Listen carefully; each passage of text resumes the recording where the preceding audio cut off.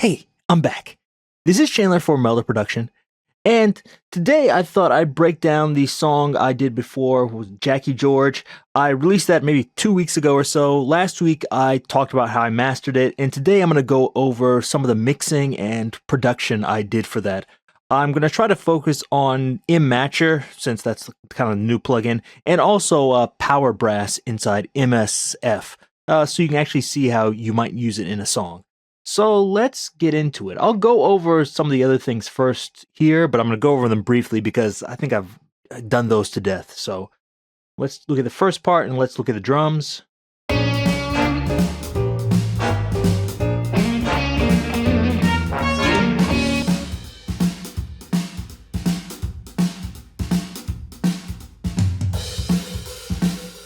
So this one, I didn't even write the drums for this. Usually I'd make some custom drums for something, but I think this worked just fine. I used this Blues Rock 6, had exactly what I wanted, and then I used this fancy classic kit inside the Vintage, inside Studio 2008. So that's all I'm doing for the M drummer. There were a few things in here that I actually had to write myself because there's like some rhythmic hits that really, of course, they don't have these in here. I had to, do them custom. But basically, I let M Drummer do most of the work for me there. So there's that. Also, I have a piano here. It's like this. Oh, that's sorry, that's the EQ for it. I just use the Monastery Grand for this. I don't think I'd use anything specifically too interesting. I think I'll probably turn the reverb off just because I'm going through here. I have this EQ on it. I want to get rid of some of the low end because I don't want it to interfere with the bass. I dipped this here just so it wouldn't interfere with the lead instruments, and I thought I needed a little bit of high end, so I boosted that. It sounds like this.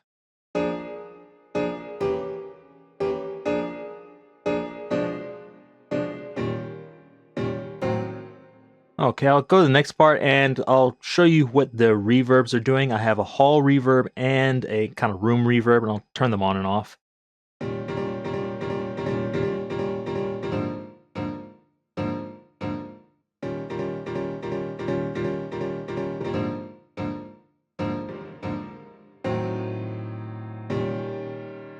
A bit subtle there, but I think it gives it a bit of space. So that's what I did with the piano. Let's listen to the lead guitar here.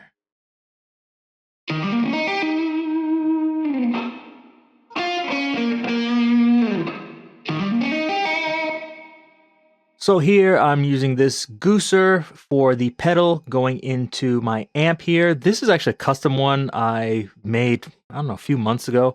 It's not in there. I made this one completely myself, but it's called Singer. Maybe I'll release it. I don't know. But I think it sounds good. It's kind of a medium gain amp. It can do clean too, but I think it just sounds really smooth and easy to play on, so that's what I used. Used this bismuth cabinet. Surprisingly, I didn't change anything on it. Usually do, but I didn't this time. And then I use a spring reverb, and I'm just using this to make it mono because I don't want any stereo coming out of here. After that, I used quite a bit of compression here just so everything would be heard.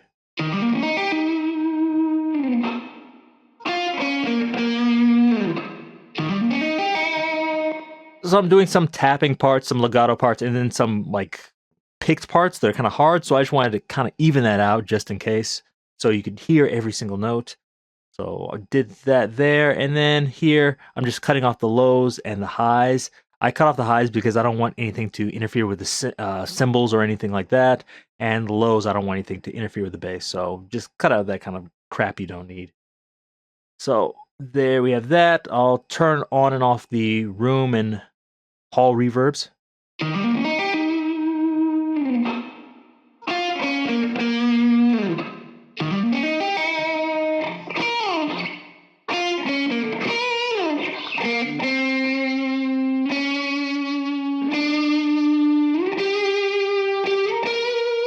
So you can see they add quite a bit of space.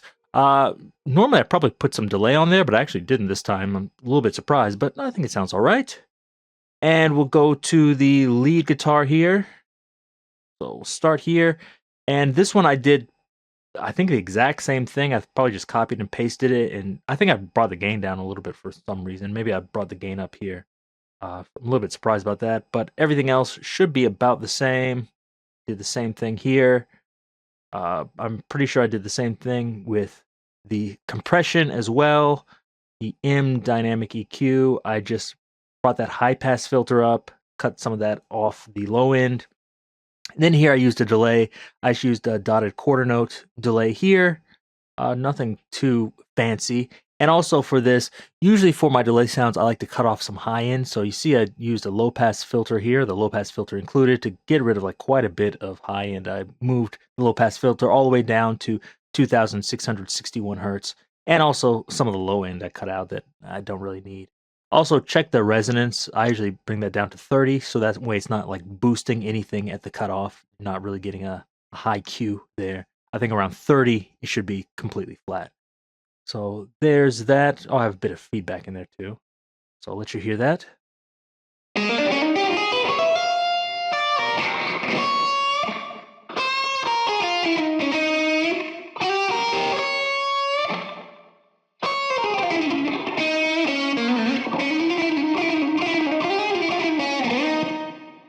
So you can hear those two just really help it blend in with the rest of the track and give it some space and width, which it really doesn't have because I'm using a mono reverb. I monoed out the spring reverb, etc.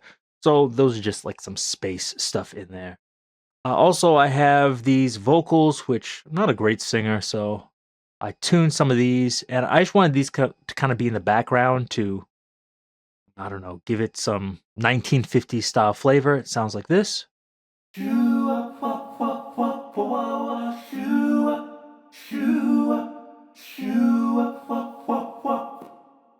So I have two voices here.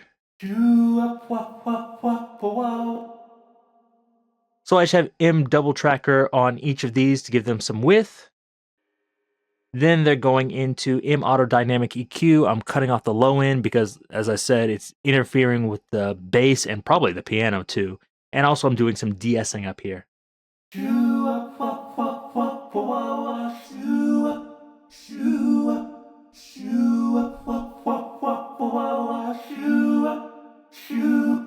I probably need a little bit more de-essing, so I use the de-esser here.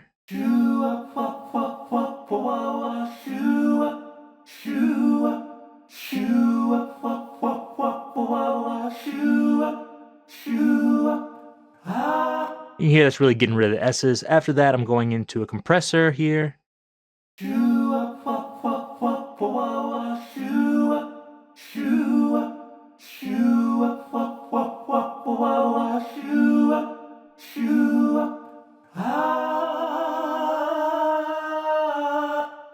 Okay, so I think you can hear what's going on there.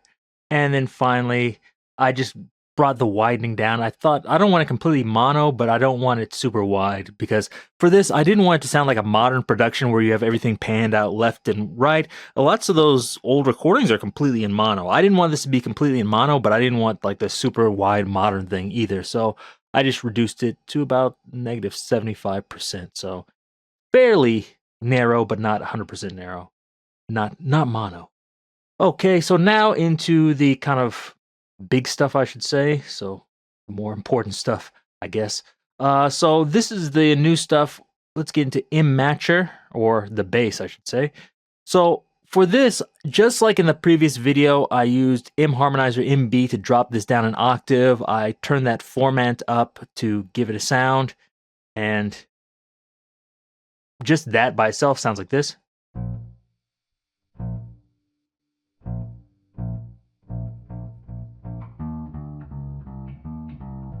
Well, not too bad, but then when I put MMatcher on, it sounds like this.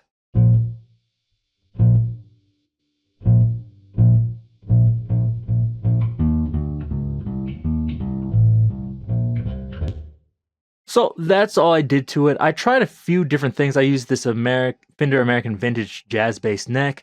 I tried some other ones too, I believe. Well, yeah, upright bass.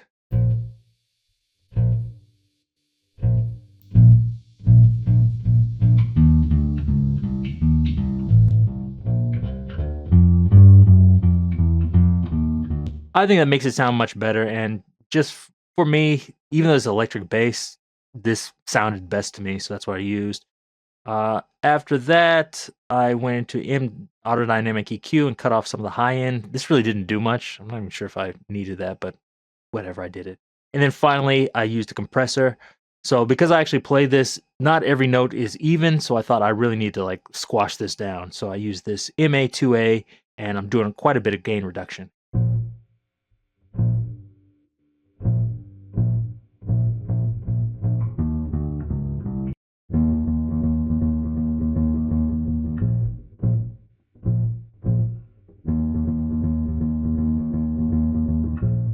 Okay.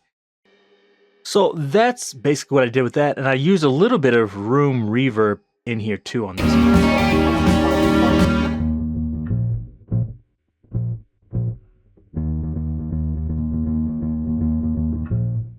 Actually, it's quite a bit. So I just wanted that in there just to give it some space. Those old recordings, they'd be all recorded in one room, so I think the bass oftentimes has like a room sound to it. So that's what I did. Inside this M Turbo Reverb, just to show you, I used this studio sound, and I cut off a lots of the low end here because I didn't want that reverberating. So that's what it is. But you can see the settings here for the studio reverb. So hopefully that gave you an idea of what I did for the bass. I'll show you the same thing for this. Also, I cut off the high end for the chamber here. Although it says hall reverb, I'm actually using a chamber. I use this Brie chamber for this, but I think it sounds good. You see, the length is about 1.455 seconds. And last part here, let's go over the brass. So it sounds like this.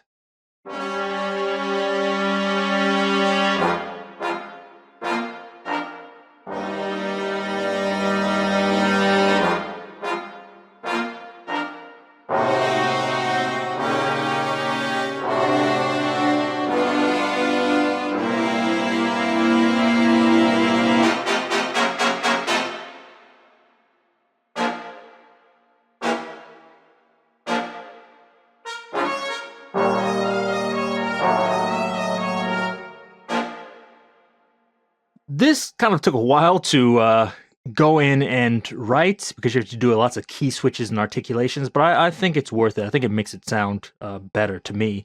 So if you look in here, this is the same for the trumpet sounds and the trombone sounds. But basically, I wrote all the notes out like this. But as you see here, like I'm doing lots of automation of the mod wheel, and this allows you to get those kind of crescendos.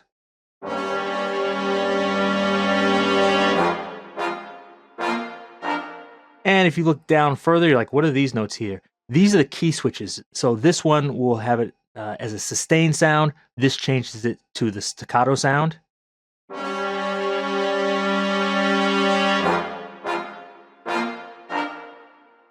And in here, I'm doing it even more. I'm even doing it quite often, like in the middle of the bar, like this.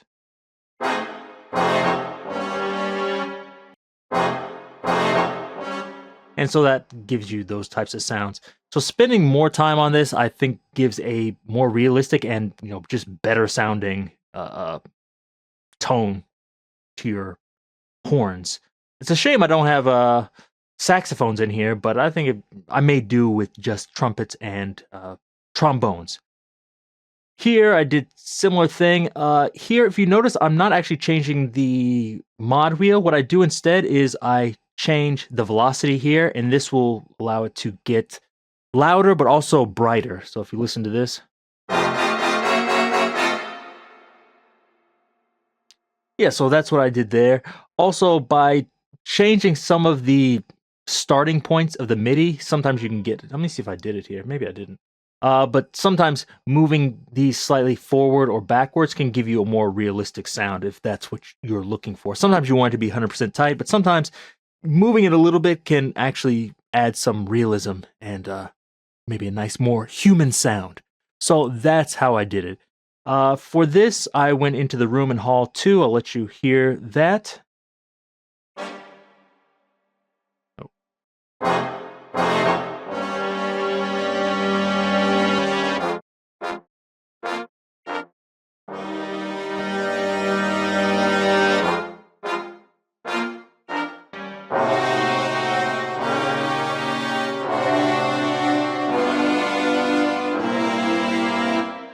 So as you heard, that actually makes a real difference. If you take the reverb off, it's like, whoa, that sounds really bad. But when you put it on there, I think it gives you a much more realistic and better sound. And as you saw here, don't be afraid to use like 2 reverbs. I like to do this by ear. Basically what I do is I set up the reverb how I think it's going to sound good, and then when I'm putting these in here, I'll just kind of move this slider up and down until it sounds good. Oftentimes, just to I don't know, make it better for myself, I often close my eyes as I'm moving it, so that way I'm not influenced by, where it is, in relation to the top or bottom of the throw of the slider. I'm just using my ears. So I recommend try doing that. And doing that with the room, and then add in the hall reverb afterwards, just to get the exact sound you want. So hopefully if you do that, you'll get the sound you want. I was fairly happy with this. I was going for more of a vintage vibe with this, but with a little bit of a modern flair to it. I didn't want it to sound exactly like from the 1950s where there's no stereo or anything like that. But also I didn't want it to sound like, like a modern heavy metal record or anything like that either. So I try to strike a nice balance between them. A lot of it was actually the production, so adding some of the vocals in there, the horns. It takes a while, but luckily Brass is very good and it's very versatile, so you can do lots of things with it, but you do have to spend some time massaging the MIDI with the mod wheel, the velocities, etc. The more time you spend on that, the better results you're going to get, in my opinion. So that's how I created this song. If you have any other questions about it, leave those down below. Give me a thumbs up if you like this, and check out all the other plugins at meldaproduction.com. Till next time, see you.